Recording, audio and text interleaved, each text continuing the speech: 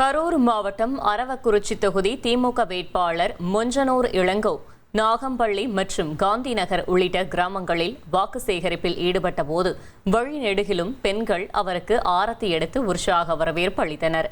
செய்தியாளர்களிடம் பேசிய அவர், அரவக்குறிச்சி இளைஞர்களின் கோரிக்கையை ஏற்று 3 கோடி ரூபாய் மதிப்பீட்டில் நவீன விளையாட்டரங்கம் அமைக்கப்படும் என புதிய வாக்குறுதியை அளித்தார்.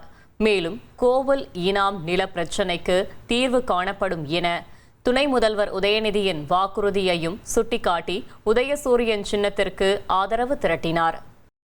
நம்ம 5 ஆண்டு காலத்தில் நம்ம என்ன பணிகள் செய்தோமோ அதை சுட்டிக்காட்டி வருகின்ற காலத்தில் என்னென்ன பணிகள், முக்கியமாக அந்த இனாம் நில பிரச்சனையை பற்றி விரிவாக எடுத்துரைத்தார்கள்.